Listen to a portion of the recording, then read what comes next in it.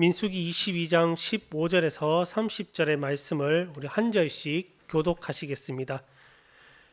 발락이 다시 그들보다 더 높은 고관들을 더 많이 보내매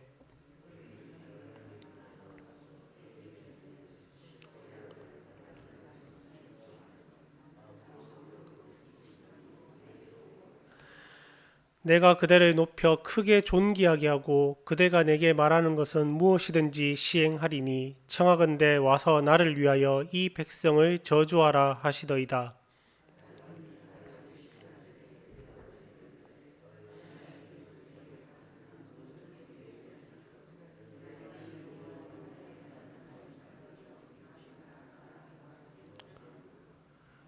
그런즉 이제 너희도 이 밤에 여기서 유숙하라. 여호와께서 내게 무슨 말씀을 더하시는지 알아보리라.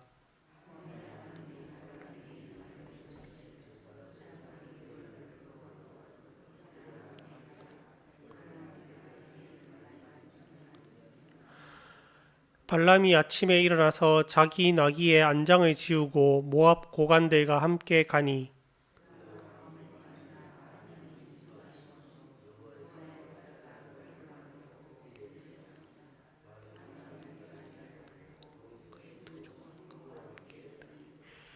나귀가 여호와의 사자가 칼을 빼어 손에 들고 길에 선 것을 보고 길에서 벗어나 밭으로 간지라.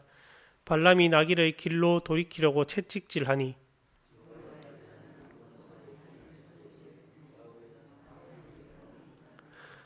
나귀가 여호와의 사자를 보고 몸을 담에 대고 발람의 발을 그 담에 짓누름에 발람이 다시 채찍질하니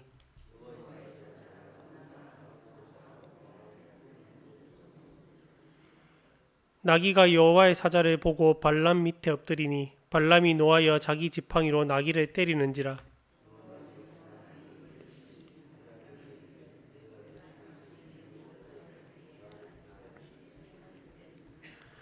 발람이 나귀에게 말하되 네가 나를 거역하기 때문이니 내 손에 칼이 있었다면 곧 너를 죽였으리라.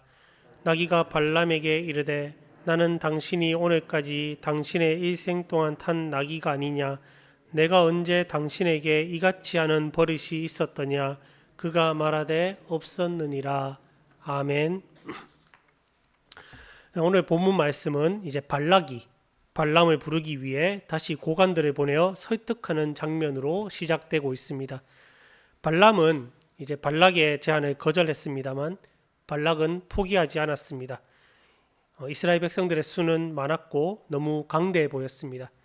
발락의 입장에서 갑자기 크고 강해 보이는 민족이 자기 앞에 정착하니 얼마나 그들이 두려웠을까 짐작이 됩니다.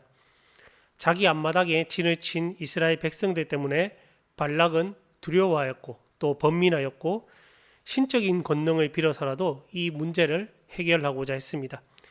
그래서 유명한 주술사였던 발람에게 장로들을 보냈습니다. 이스라엘 백성들을 저주해달라고 말입니다. 하지만 발람은 여호와께서 함께 가지 말라고 하셨다는 이유로 발락의 부탁을 거절했습니다. 두려움에 조급해진 발락은 이제 다시 발람을 부르기 위해 사람들을 보냅니다. 발람을 반드시 불려오려고 발락은 최선을 다합니다. 그리하여 첫 번째 시도 때보다 더 높은 지위를 가진 고관들을 더 많이 보냈습니다.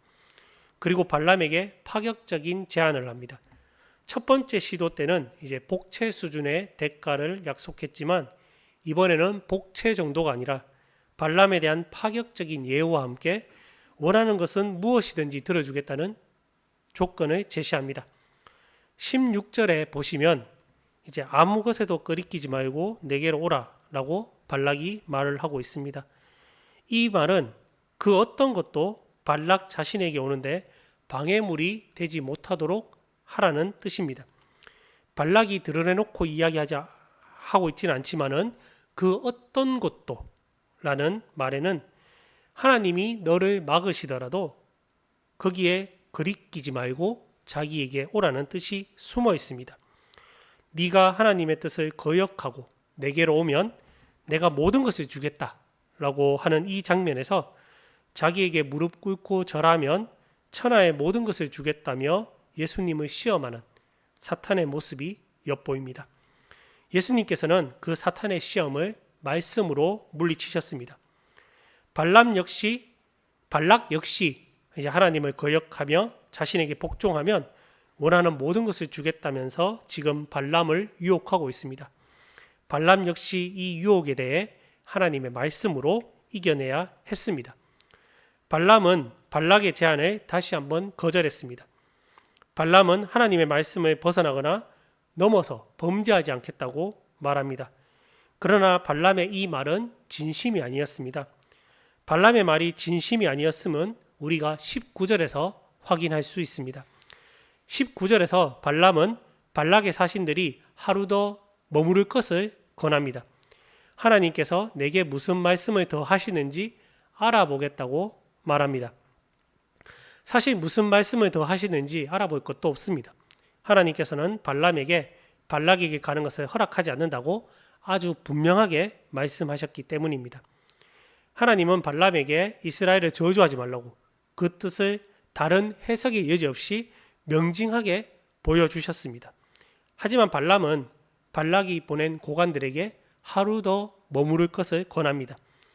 발람의 이러한 제안의 이면에는 그 시간 동안 그들이 하루 더 머무르는 동안 하나님의 뜻을 자기 마음대로 바꿔보겠다는 사악한 의도가 숨겨져 있음을 우리는 쉽게 이 말씀을 읽으면서 눈치챌 수가 있습니다.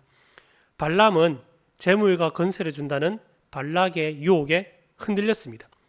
물질과 힘에 대한 탐욕이 이제 그의 말에서 묻어나옵니다. 유혹에 넘어간 발람은 하나님의 뜻이 매우 분명함에도 불구하고 다시 하나님에게 물음으로써 하나님이 아닌 자신의 뜻을 이루고자 했습니다. 하나님께서 뜻을 바꾸셔서 자기 생각대로 해 주시기를 바라는 그 탐욕스러운 마음을 발람은 그럴듯한 말로 포장해서 하나님에 대한 거역의 죄와 자신의 탐욕을 숨깁니다. 이런 발람에게 그날 밤 하나님께서 나타나셨습니다. 그리고 발람이 발락에게 가는 것을 허락하십니다. 하지만 이 허락에는 조건이 하나 따라붙었습니다. 바로 하나님이 이르는 말만 준행해야 한다는 것입니다. 어쨌든 하나님께서 허락하시니까 이제 발람은 나귀의 안장을 지우고 발락이 보낸 고관들과 함께 길을 나섭니다. 그런데 하나님께서는 막상 발람이 모압으로 가기 위해 길을 나서자 크게 진노하셨습니다. 오늘 본문 22절의 말씀은 이 말씀을 읽고 듣는 우리들에게 가장 이해하기 어려운 구절로 다가옵니다. 왜냐하면 하나님께서 분명 발락에게 가는 것을, 모압으로 가는 것을 허락하셨기 때문입니다. 허락하셨는데 발람이 막상 길을 떠나자 하나님께서는 발람에게 진노하시며 그의 길을 막으십니다. 분명 허락하셨는데, 가라고 허락하셨는데 막상 길을 떠나 가니까 하나님께서 진노하신 것입니다. 그래서 이 말씀이 굉장히 어렵게 우리에게 다가옵니다. 그런데 한편으로는 우리가 이 말씀을 쉽게 또 이해할 수가 있습니다. 하나님께서 발람에게 모압 땅 발락에게 가는 것을 허락하실 때 발람의 속마음을 모르시지는 않았습니다. 모든 것을 알고 계셨습니다. 발람의 마음속에 발락이 약속한 재물과 건세에 대한 욕심이 가득했다는 것 또한 하나님께서는 알고 계셨습니다. 발람은 자신의 그 욕심을 채우기 위해 어떻게든 모압으로 가고 싶었습니다. 모압으로 가서 발락의 요청을 들어주기를 원했습니다. 그 사악한 마음을 잘 아시는 하나님께서 그래서 발람에게 조건을 거셨던 것입니다. 바로 하나님께서 이르는 말만 준행하라고 말입니다. 언뜻 보기에는 발람이 하나님의 말씀을 준행하기로 하고 그 길을 떠난 것 같습니다. 하지만 발람의 속마음은 그렇지 않았습니다.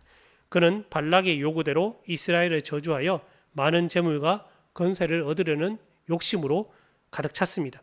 발람은 그래서 하나님께서 나에게 어떻게 말씀하시든지 그 말씀을 자신의 욕심을 정당하기 위한 방향으로 해석할 궁리를 하고 있었던 것입니다. 그래서 하나님께서 발람이 가는 길을 진노하시면서 막으신 것입니다. 발람은 하나님의 뜻을 왜곡시키고 꺾어서 자기의 욕심, 자기의 마음대로 행하려고 작정했습니다. 이것은 하나님께 대한 반역입니다. 발람의 반역 때문에 하나님께서는 여호와의 사자 곧 천사를 보내셨습니다. 천사는 발람이 가는 것을 막기 위해 길에 섰습니다. 여호와의 사자가 발람을 대적하여 길에 섰습니다. 발람을 죽이기 위해 칼까지 빼어든 그 천사를 욕심에 눈이 멀은 발람은 보지 못했습니다. 자기가 하나님 앞에 범죄하고 있다는 사실 역시 깨닫지 못했습니다. 자기는 지금 하나님의 말씀대로 잘하고 있다고 생각했죠. 하지만 나귀는 여호와의 사자를 보았습니다. 나귀는 여호와의 사자가 칼을 빼어 손에 들고 길에 선 것을 보고 길에서 벗어나 밭으로 들어갔습니다. 23절에 보면 나귀가 들어간지라라고 나옵니다. 여기에 이제 들어간지라라고 말하는 것에 해당되는 히브리어 단어가 21절을 보시면 나오는 발람이 고관들과 함께 가니 할 때 그 가니와 사용된 단어가 똑같습니다. 동일한 단어입니다. 이는 발람이 모압의 고관들과 함께 간 것은 이제 나귀가 밭으로 들어간 것과 같은 의미라는 뜻입니다. 길로 정상적으로 가지 않고 나귀가 밭으로 들어가는 것은 이제 밭을 망가지게 하고 자기가 갈 길도 가지 못하는 그런 비정상적인 일입니다. 이처럼 발람이 모압의 고관들과 함께 발락에게로 가는 길 역시 하나님 앞에 정상적인 길은 아니라는 것입니다. 하나님께서 보시기에는 발람이 발락에게 가는 것은 나귀가 길이 아닌 밭으로 가는 것과 마찬가지로 잘못된 일임을 보여주고 있습니다. 자기가 잘못하고 있다, 하나님 앞에 범죄하고 있다고 깨닫지 못한 발람은 나귀를 다시 길로 돌이키기 위해 채찍질을 합니다. 억지로 나귀를 다시 길로 돌아가게 만들었지만 여호와의 사자가 발람을 막기 위해 다시 좁은 길에 섰습니다. 이제는 좌우에 담이 있어서 나귀가 여호와의 사자를 피해 길을 벗어날 수도 없게 되었습니다. 그래서 나귀는 여호와의 사자를 피하기 위해 담에 바짝 붙었습니다. 그 결과 발람의 발을 이제 담에 쓸려서 상하게 했습니다. 그러자 발람은 또 참지 못하고 나귀를 채찍질했습니다. 다음으로 여호와의 사자는 앞으로 더 나아가서 이제는 아예 비켜갈 수 없을 정도로 좁은 곳에 섰습니다. 그래서 나귀가 더 나아가지 못하자 발람은 이제는 채찍질도 아니라 손에 들고 있는 지팡이로 나귀를 때리기 시작합니다. 나귀는 칼을 들고 선 여호와의 사자를 보았지만 발람은 보지 못했습니다. 여호와의 사자는 발람을 칼로 위협할 뿐만 아니라 여차하면 죽이려고 칼을 들고 서 있습니다. 나귀는 그런 여호와의 사자를 세 차례 피합니다. 욕심으로 또 영적으로 눈이 어두워진 발람은 여호와의 사자를 보지 못하고 나귀가 길을 벗어날 때마다 채찍질을 하고 또 지팡이로 매질을 합니다. 이때 28절을 보시면 이제 하나님께서 나귀의 입을 여십니다. 놀랍게도 나귀는 사람의 말로 발람에게 세 차례나 자신을 때린 것에 대해서 항의를 합니다. 나귀가 말하면서 항의하는 이 기적은 이제 발람의 행위에 대해서 하나님께서 책망하시는 것을 발람이 의심의 여지 없이 다른 해석의 여지 없이 깨닫게 하시기 위함이었습니다. 나귀의 항의에 대해서 29절에서 발람은 나귀가 멋대로 길을 벗어났기 때문에 때렸고 내가 칼을 들고 있었더라면 너를 죽였을 것이라고 대답합니다. 그런데 이 대답은 하나님의 말씀에 순종하지 않고 발락에게 가는 발람 자신의 모습을 나타내는 표현이 되기도 합니다. 발람은 나귀에게 나를 거역한다고 역정을 내었지만 사실 발람이 하나님을 거역하고 또 하나님께 반역하고 있었습니다. 발람이 말을 듣지 않는 나귀를 때리고 칼이 있었다면 죽였을 것이라고 한 말처럼 하나님께서는 잘못된 길로 가면서 말을 듣지 않는 발람을 죽이실 작정으로 여호와의 사자를 보내 길을 막으신 것입니다. 하나님께서 놀라운 권능으로 나귀의 입을 여신 것은 발람으로 하여금 바로 이것을 깨닫게 하기 위함이었습니다. 오늘 이 아침에 발람에 관한 말씀을 통해서 하나님께서 우리에게 주시는 교훈은 무엇입니까? 우리는 누구나 욕심을 가지고 살고 있습니다. 욕심은 우리로 하여금 허무감을 극복하게 하고 세상을 살아갈 동기를 제공합니다. 욕심이 없는 사람은 죽은 사람뿐입니다. 그렇다고 욕심을 마음껏 부려도 된다라고 말씀드리고 있는 것은 아닙니다. 하나님 안에서 또 주님의 뜻 안에서 하나님께 순종함이 없는 나의 욕심은 우리의 삶을 생동감 있게 해주는 소망이나 갈망이 아니라 우리를 파멸과 죽음으로 몰고 가는 탐욕일 뿐입니다. 오늘 말씀에서 발락은 이제 유명한 주술사였던 발람에게 자기에게 올 것을 부탁합니다. 그리고 와서 이스라엘 백성들을 저주해주면 엄청난 보상을 해줄 것이라고 약속합니다. 발람은 겉으로는 하나님의 말씀에 순종하는 척하면서 이 부름에 대해서 거절합니다. 하지만 엄청난 보상에 대한 탐욕에 마음을 뺏긴 그는 이제 발락의 고관들에게 하루 더 머무를 것을 청합니다. 발람이 그 기회를 놓치기 싫었던 것입니다. 그래서 더 머물라고 했던 건데 발람은 하나님의 뜻을 비틀어서 자기의 뜻에 맞추고자 했습니다. 자신을 속이고 하나님을 속이고자 했습니다. 그래서 시간을 끌었습니다. 결국 하나님께서는 발람이 모압으로 가는 것을 허락하셨습니다. 하지만 발람이 발락의 고관들과 함께 출발하자 하나님께서는 진노하십니다. 여호와의 사자를 보내 막으십니다. 이는 발람이 자신의 욕심 때문에 하나님의 말씀에 순종할 뜻이 전혀 없었기 때문에 그렇게 하신 것입니다. 나귀가 여호와의 사자를 보고 세 차례나 피하기 위해 길을 벗어났지만 발람은 나귀를 때렸습니다. 결국 하나님께서 나귀의 입을 열어 나귀에 대한 발람의 행동을 통해서 발람의 잘못을 지적하셨습니다. 발람은 욕심에 눈이 멀었고 하나님의 뜻을 구하는 것처럼 행동했지만 사실상 자신의 욕심을 말씀을 빙자해서 정당화하고 있습니다.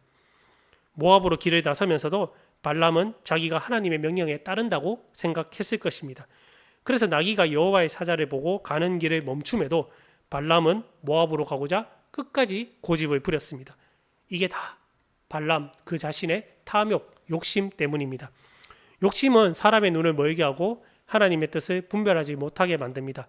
그리고 죄를 짓고 사망으로 가는 그 길을 고집하게 만듭니다. 그 결과 욕심이 우리의 삶을 파멸로 이끕니다. 죄와 사망으로 이끕니다. 그렇기 때문에 우리는 욕심에 사로잡혀 내 생각을 하나님의 뜻이라고 정당화하거나 하나님과 스스로를 속이고 있는 것은 아닌지 끊임없이 돌아보아야 합니다. 아니다 싶을 때 하나님께서 깨닫게 하실 때에 고집 부리지 말고 즉각 돌아설 수 있는 순종의 자세 역시 필요합니다. 하나님께서는 나귀의 입을 여셔서 발람에게 말씀하신 것처럼 그 뜻을 우리의 상황이나 또 여러 현상들을 통해서 말씀하실 때가 많습니다. 그런데 우리가 욕심에 사로잡히면 내 욕심에 사로잡혀서 그것만 보고 있으면 말씀이 보이지 않고 들리지 않습니다.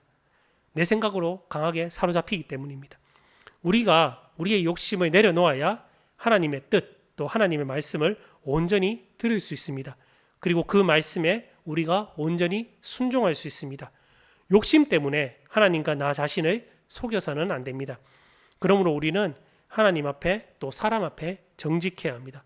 정직한 자를 하나님께서는 선한 길로 이끄십니다.